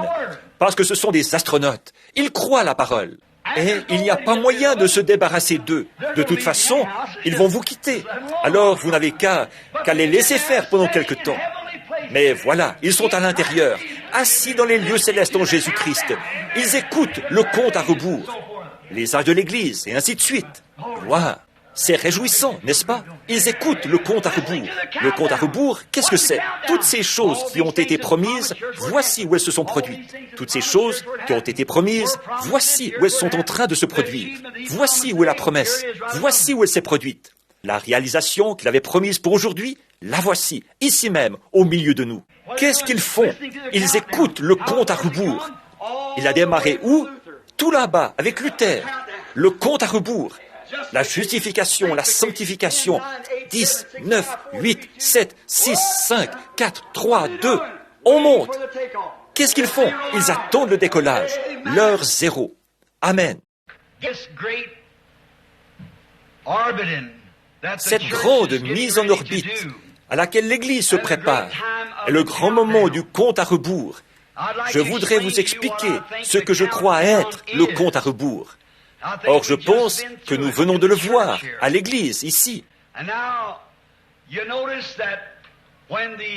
Et maintenant, vous remarquerez qu'au moment où l'astronaute naturel se prépare à quitter la Terre, il y a un compte à rebours où on compte de 10 jusqu'à 0. Maintenant, je n'ai pas essayé de développer ce message à fond et d'en donner l'application spirituelle, parce que ça prendrait trop de temps ce matin. Mais je voudrais essayer de vous expliquer ceci. 10 est un nombre de la mondanité, de l'homme. Mais 7 est le nombre de la perfection de Dieu. En 6 jours, il a fait les cieux et la terre, et le 7e jour, il s'est reposé. Et pendant 6000 ans, le monde doit lutter contre le péché, ou l'Église doit lutter contre le péché. Et le 7e millénaire, c'est le millénium, le sabbat. 7, c'est le nombre parfait de Dieu. Et maintenant, il nous a donné le compte à rebours correct. Et son compte à rebours n'est pas de 10, mais de 7.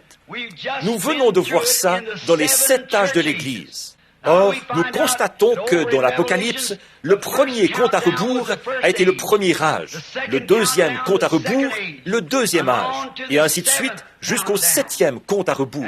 Et ici, nous voyons, visible devant nous, le dessin qui en a été fait, alors que nous avons vu ce compte à rebours. Le premier nombre du comptage, c'était Éphèse. Le deuxième nombre du comptage, c'était Smyrne. Ensuite, Pergame. Thyatire. Le cinquième, c'était Sardes. Le sixième, c'était Philadelphie. Et le septième, c'était Laodicée. Le dernier âge de l'Église. Après quoi, c'est l'heure zéro, du départ de l'Église. Après que les âges de l'Église sont arrivés à leur terme. Bon, nous savons que l'âge de Thyatire a été et n'est plus, et que l'âge d'Éphèse a été et n'est plus, que l'âge de Philadelphie a été et n'est plus. Et nous sommes au septième âge de l'Église, à la fin de celui-ci, l'âge de Laodicée. Et c'est ça, le compte à rebours. Si vous remarquez, dans nos leçons précédentes sur les églises, il tenait dans sa main 7 étoiles, et nous avons vu que c'était 7 ministres des 7 âges de l'Église. Chacun d'eux a été identifié de façon parfaite, alors que Dieu faisait son compte à rebours. Depuis le moment de son départ jusqu'au moment de son retour, il rassemble un peuple à cause de son nom. Cela a commencé au jour de la Pentecôte. La première église, l'église d'Éphèse, l'étoile est le messager de cette église-là. Nous croyons que c'est Saint Paul. Il est venu et le premier nombre du comptage a été fait. Le deuxième âge de l'Église, c'est-à-dire Smyrne, c'était Irénée, le grand saint de Dieu, qui a conduit cet âge de l'Église-là à la fin. Le troisième âge de l'Église, c'est-à-dire Pergame, c'était Saint Colomba, qui était un grand saint de Dieu. Pendant la période de l'âge des ténèbres, de la persécution, le quatrième âge et le quatrième du comptage, Saint Martin de Tours, le grand saint qui venait de France. Le cinquième âge de l'Église, son messager, c'était Martin Luther, au compte à rebours. Le sixième âge, c'était John Wesley, au compte à rebours. Maintenant, nous sommes au septième âge, l'âge de l'Église de Laodicée, et nous attendons ce grand messager, Élie, qui doit paraître une deuxième fois au compte à rebours. Et dès que celui-ci paraîtra, alors c'est l'heure zéro, et l'Église part à la maison, s'en va dans l'espace, dans les cieux, au-delà de la lune, des étoiles et de tout le reste, à la rencontre de Jésus. D'où tout cela est-il venu et où ces gens sont-ils allés? Dans cet astronaute. En premier lieu, comment ces gens sont-ils entrés dans l'astronaute? C'est comme ça qu'ils devront y entrer, en tout lieu, chaque fois. C'est vrai. Ils devront y entrer par le même moyen que les premiers y sont entrés, parce que c'est la grande mise en orbite d'un grand corps de gens. À l'époque de Noé, là, il n'y avait qu'une seule porte, et cette porte était la seule porte d'entrée. Tous ceux qui entraient là, qu'ils aillent au premier étage par la justification, ou au deuxième étage, ou bien au troisième étage, peu importe, ils entraient tous par une même porte, ils entraient tous par la même voie.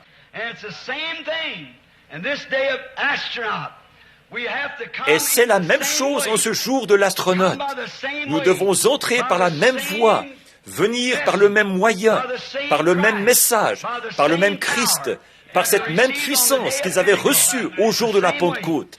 La même voie, la même tout au long, puisque c'est la même porte. Et comment entrons-nous dans ce corps? Par la porte. Et Jésus est la porte de ce corps. Alors nous entrons et nous naissons dans le royaume de Dieu en passant par la porte, Jésus-Christ. Et maintenant la porte est sur le point de se fermer au dernier compte à rebours, celui de Laodicée, et l'Église se prépare à être mise en orbite au-dessus de toutes les tribulations, au-dessus de tout, et à monter en flèche dans les cieux des cieux, l'Église, emportée dans le sein de Dieu. Amen. Amen. Le matin où John, ou se dénommait Glenn, a décollé là-bas, tous, la face contre terre, pleurait et priait. Il se demandait ce qu'il allait réussir à accomplir. Et tout à coup, s'est amorcée la mise à feu de ces atomes, alors que cet énorme missile s'est élevé là-bas, au cap Canaveral, qu'il est monté dans les airs comme ça. Et les gens poussaient des cris et pleuraient et se demandaient ce qui allait arriver à leur astronaute qui était en train de monter. Oh, mais l'Église, gloire, par elle aussi, une mise à feu est en train de se faire. Amen. Le compte à rebours approche. Amen. La justification, la sanctification, le baptême du Saint-Esprit, l'âge de l'Église de Laodicée. Nous sommes à la fin. Jésus-Christ, le même hier, aujourd'hui et éternellement.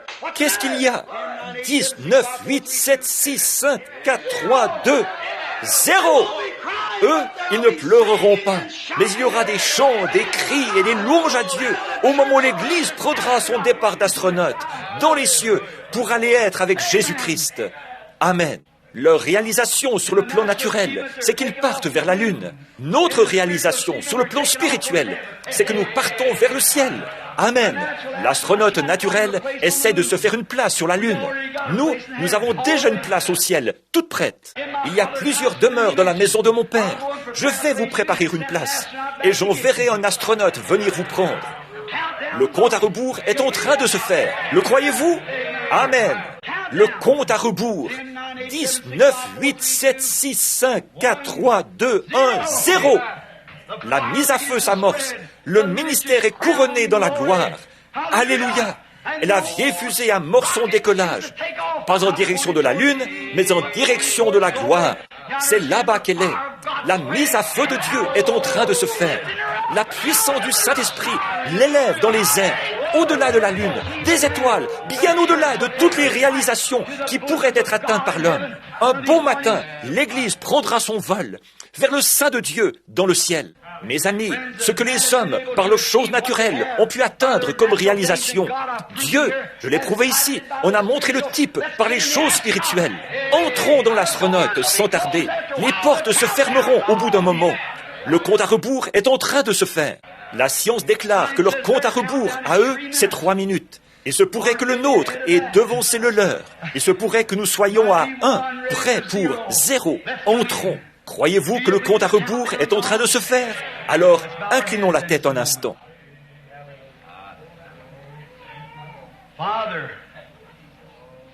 Père, 10, 9, 8, 7, 6, 5, 4, 3, 2. Oh Dieu, les nations se disloquent. Israël se réveille. Signe annoncé par les prophètes. Les jours des gentils sont comptés. Ils sont remplis d'effroi. Retournez, ô dispersés, vers les vôtres. Quel jour! La lumière du soir brille. Ô Dieu, nous prions que chaque incrédule rejette sans tarder toutes les pensées qui lui ont été inculquées, toutes ces idées qui sont contraires à ta parole, et que ce matin, il entre dans ce glorieux astronaute, parce que c'est par une naissance que nous y entrons, et en lui, nous devenons une partie de l'astronaute. Je prie, Père Céleste, que dans ce grand corps de Christ, tu baptises des croyants aujourd'hui du Saint-Esprit, que le baptistère soit rempli de gens ce matin qui confesseront leurs péchés et seront ensevelis dans le nom de Jésus-Christ et qui monteront à bord du vieil astronaute, Seigneur, qui va au-delà de la lune et des étoiles, au-delà des credos, des dénominations. Nous avons déjà eu le compte à rebours. Tu nous as dit ce qui arriverait, les trois étapes de ceci. Tu as dit comment se passeraient les âges de l'Église, le premier âge de l'Église, le deuxième âge de l'Église, le troisième âge de l'Église, le quatrième, cinquième, sixième. Au comptage, celui-ci est le 7e. Et après cet âge-ci, nous y sommes déjà, le dernier âge de l'Église. Et maintenant, le compte à rebours est en train de se faire. Les âges sont déjà passés au comptage. L'âge de Luther, l'âge de Wesley, l'âge pentecôtiste. Et maintenant, Seigneur, nous nous rassemblons dans l'astronaute. Et là-devant, il y a un grand verre grossissant. Nous pouvons voir la gloire, voir Jésus, le voir dans toute sa puissance, le voir dans toutes ses promesses. Tout ce qu'il a promis se reflète sur nous. Nous t'en remercions. Ô Dieu, puisse l'Église entrer sans tarder, aujourd'hui, dans la zone protégée, car ce sera bientôt l'heure 0, et la porte du grand astronaute se fermera, de l'avion astronaute. et nous partirons comme Noé. Quand il est entré, pour ainsi dire, dans son astronaute à lui, il était porté sur toutes les eaux du jugement et au-dessus d'elles. Père, nous voulons entrer en toi pour que nous puissions naviguer sur les flots du temps, aller plus loin que Mars, que Jupiter, que Vénus, de l'autre côté de la blanche voie lactée, toujours plus loin et plus loin et plus loin, dans un lieu dont l'astronaute naturel ne connaît rien. Par contre, nous voyons que tu laisses celui-ci accomplir cela comme signe, afin que nous nous tenions prêts à partir. Nous partons de cette terre. Accorde-le, Seigneur. C'est par le nom de Jésus-Christ que je le demande. Il y a ici des mouchoirs, Seigneur, qui ont été posés ici, que des malades ont envoyés. Ils croient, Seigneur. Puissent-ils devenir des astronautes à part entière ce matin? Puisse la puissance du Dieu Tout-Puissant, qui présente par ceci un reflet de sa Bible, car il prenait des linges et des mouchoirs qui avaient touché le corps de Saint Paul, et les malades et les affligés étaient guéris. Le croyant astronaute, quand ceci le touchera, puisse-t-il décoller, Seigneur. La maladie derrière lui. Puisse chaque malade qui est ici en ce moment, Seigneur, entrer directement en Jésus-Christ, atteindre sa parole, sa promesse, et en disant « Tout ce que vous demanderez au Père en mon nom, je le ferai ». Puisse-t-il commencer à compter 10, 9, 8, 7, 6, 5, 4, 3, 2, 0. On décolle, Seigneur. Qu'il se lève des lits de camp, des civières, quoi que ce soit, qu'il se relève de la maladie, qui les enchaînait pour partir tout là-bas, dans l'espace, dans un lieu dont les médecins, les scientifiques, dont personne d'entre eux ne connaît rien. Un lieu où la puissance de Dieu a été promise par la recherche scientifique de la Bible ici, ou plutôt par la recherche spirituelle de la Bible, afin de prouver que si Dieu a jamais été Dieu, il est encore Dieu. Il sera toujours Dieu, et il est l'être infini, omnipotent, tout-puissant, omniprésent, qui peut tenir sa parole et qui peut tout. Et il nous a fait la promesse que tout est possible à ceux qui croient. Ô Dieu, accorde-le. Puis celui qui est rebelle, homme ou femme, garçon ou fille, ce matin, qui n'est pas à l'intérieur, en train d'écouter le compte à rebours de la parole de Dieu, sachant que nous sommes arrivés au bout, que le comptage a été fait jusqu'au dernier. Elle est prête à crier très fort, 0, d'un moment à l'autre, et l'Église partira. Nous voyons le message qui arrive à son terme. Nous voyons la montée de la persécution. Nous en avons parlé hier soir. Nous savons que le temps est proche. Le compte à rebours est terminé. Tu nous as aidés, ici sur l'estrade, à présenter les âges de l'Église qui se sont succédés et à démontrer, au moyen de toutes les autres choses, que maintenant même, d'une minute à l'autre, cela pourrait se produire. Dieu Tout-Puissant, qui a créé les cieux et la terre, fais descendre ta miséricorde sur les gens et donne-leur ce que tu as emmagasiné pour eux, car nous le demandons au nom de Jésus. Pendant que tous, hommes et femmes, gardent la tête inclinée, s'il y en a ici qui ne connaissent pas Christ comme leur sauveur ce matin et qui aimeraient le connaître et entrer dans cet état d'astronaute, de la grâce de Dieu, pour partir dans l'enlèvement, voudriez-vous lever la main pour dire « Je suis prêt, je veux être prêt pour l'enlèvement, frère Branham, priez pour moi. Que Dieu vous bénisse, que Dieu vous bénisse, et vous, que Dieu vous bénisse, et vous, à l'extérieur, à l'intérieur, où que vous soyez, levez simplement la main, signifiez par ceci « Ô Dieu, fais-moi entrer. Que Dieu vous bénisse. Je veux entendre le compte à rebours. Je veux l'entendre. Je veux savoir que je suis en sécurité. Et alors, lorsque la mise à feu se fera, je ne serai pas assis ici dans une voiture à cheval. Je ne serai pas dans une église en train de rouler en automobile. Je ne serai pas dans une de celles où on arrive à quitter le sol juste assez longtemps pour sauter et qu'il y ait beaucoup de bruit. Je veux être dans quelque chose qui va m'emporter au-delà de la lune et des étoiles. Je veux écouter le compte à rebours. Pas un credo quelconque, une organisation quelconque, mais je veux être en Christ, là où je peux planer au-delà de tous les raisonnements qu'on trouve parmi les hommes. Je veux partir. Y a-t-il quelqu'un d'autre avant que nous prions? Y a-t-il? Que Dieu vous bénisse, jeune dame. Que Dieu vous bénisse, jeune homme. Que Dieu vous bénisse. Et vous, au fond, je vois votre main. Et bien sûr que Dieu la voit. Et vous, mon frère. Et vous, frère. Je veux être inclus dans le compte à rebours. Ô Dieu, fais que je rejette tout fardeau. Que Dieu vous bénisse, frère. Je veux rejeter tout péché. J'ai un tempérament colérique, frère Branham. Oh, je ne pourrais pas y entrer comme ça. Priez Dieu, d'ôter ça de moi. Frère Branham, je bois un peu. Je ne veux pas faire ça. Priez que je renonce à ça. Je fume. Je ne veux pas faire ça. Dieu sait que je ne veux pas faire ça. Je suis tellement lié par cette chose-là que je le fais, c'est tout. Je n'arrive pas à m'en défaire. Je sais que c'est mal et que je ne devrais pas le faire. Je ne le ferai plus. Il y a autre chose. J'ai douté de la parole. Je me suis vraiment demandé si elle était réellement vraie. Aide-moi, ô Dieu, que je me souvienne qu'elle est toute vraie et que j'y crois. Je veux écouter le compte à rebours. Je veux prendre cette position. Chaque fois que je vois la parole de Dieu dire quelque chose, je veux ponctuer cela d'un Amen et dire « C'est toi, Seigneur ». Maintenant, tous, que Dieu vous bénisse. Que Dieu vous bénisse, chacun de vous. Maintenant, est-ce qu'il y en a ici qui sont malades, qui disent « Frère Branham, ce matin, je suis chrétien, mais j'ai reçu le Saint-Esprit. Je suis descendu de l'avion maintenant. Je suis prêt pour le compte à rebours. Je suis sorti de toutes sortes de dénominations et de tout le reste. J'écoute le compte à rebours. Mais maintenant, frère Branham, il y a une chose que je voudrais vous dire ce matin. Je suis malade. J'ai encore un travail à accomplir pour le Seigneur. J'écoute le compte à rebours, mais je veux être en bonne santé. Je monte à bord ce matin en écoutant le compte à rebours. Le compte à rebours, qu'est-ce que c'est? La parole de Dieu. Le comptage s'est fait jusqu'au bout. Il est le même hier, aujourd'hui, éternellement. Je veux l'entendre comme mon guérisseur ce matin. Je veux lever la main, dire « Priez pour moi, frère Branham. Que Dieu vous bénisse. » Montez à bord maintenant. Montez à bord. L'hôtel est rempli. Et tout autour, ici, les gens se sont entassés sur le sol. Nous ne pourrions pas faire une ligne de prière. Les gens sont debout le long des murs et tout. Ce serait vraiment la pagaille. Nous n'avons pas besoin de faire ça. Vous êtes un astronaute. Vous êtes un astronaute. Vous allez au-delà de Luther. Luther n'y croit pas du tout. Wesley imposait les mains. Les pentecôtistes, oigne d'huile. Vous êtes un astronaute. Vous voilà au-delà de tout raisonnement. C'est pour la simple raison que la parole le dit que moi, j'avance.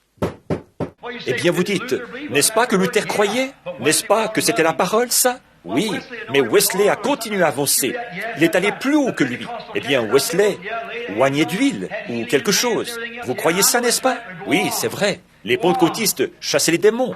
Oui, ils imposaient les mains. Ils se faisaient des guérisons par leurs mains et tout le reste. Oui, je sais que c'est vrai. Mais continuez à avancer. Continuez à avancer.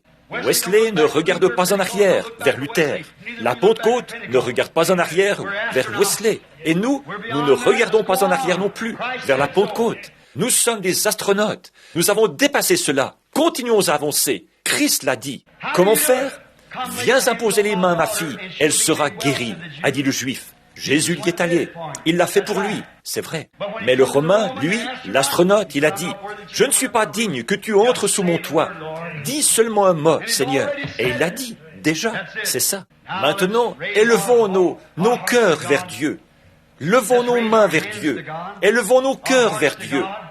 Quel que soit votre besoin, le salut, la sanctification, le baptême du Saint-Esprit, la guérison divine, quoi que ce soit, gardez vos mains levées et votre cœur élevé dans la présence même de Dieu. Et reconnaissez que vous êtes assis dans les lieux célestes en Jésus-Christ et que vous êtes un astronaute de cette foi-là. Quoi donc? Voici le comptage. 10, 9, 8, 7, 6, 5, 4, 3, 2. Oh Jésus, viens maintenant. Nous appliquons la puissance de son nom. Et comme nous l'avons vu hier soir, Paul a frappé un homme d'aveuglement et il en a laissé un autre le piétiner. Et nous voyons que Jésus a pu faire tout ce qu'il a fait, toutes sortes de miracles. Et pourtant, arrivé au bout de sa route, nous avons vu qu'on l'a battu, qu'on lui a craché dessus et tout le reste. Les gens ne comprennent pas. Ils se rendent compte que Dieu accomplit cela pour confirmer que la chose est vraie. Et ensuite, il met la foi de ces gens à l'épreuve. Seigneur, nous nous sommes tenus ici et nous avons vu des gens qui étaient complètement aveugles recouvrer la vue, des maladies, des cancers ou des gens qui n'étaient plus que l'ombre d'eux-mêmes ont été guéris. Nous en avons vu qui étaient morts, étendus là depuis des heures et des heures et ils sont revenus à la vie.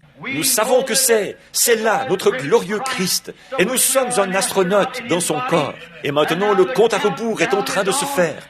Et nous allons croire ce matin que nous recevons notre guérison, notre salut et tout ce dont nous avons besoin. Parce que quand nous le demandons au nom de Jésus-Christ, il a fait cette promesse. Tout ce que vous demanderez à mon Père en mon nom, je le ferai. Et c'est tout ce qu'il nous faut faire maintenant. invoquer son nom, et cela ne peut pas faire autrement que de s'accomplir.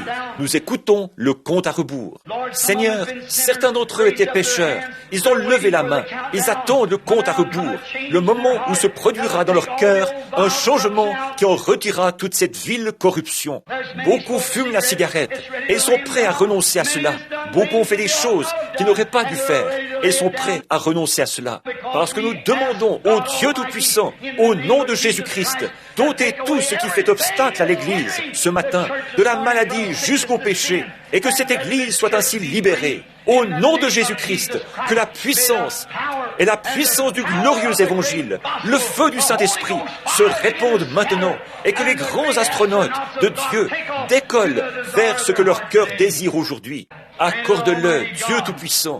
Ils sont à toi et puissent-ils recevoir leur guérison, leur salut et tout ce dont ils ont besoin. Je te les confie et je te les remets avec ma prière sur l'autel où se trouve le sang de Jésus-Christ.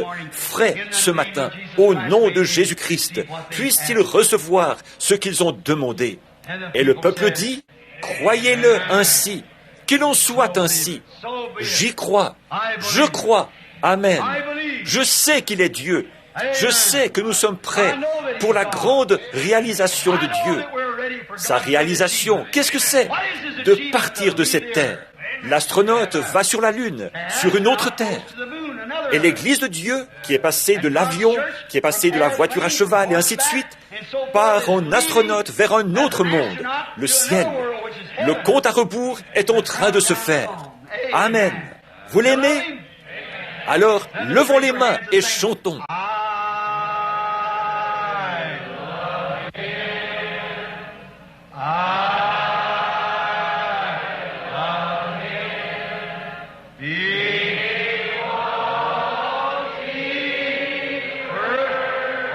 Très bien, Fresneville.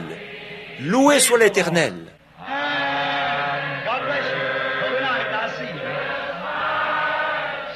Et que Dieu vous bénisse jusqu'à ce que je vous revoie ce soir.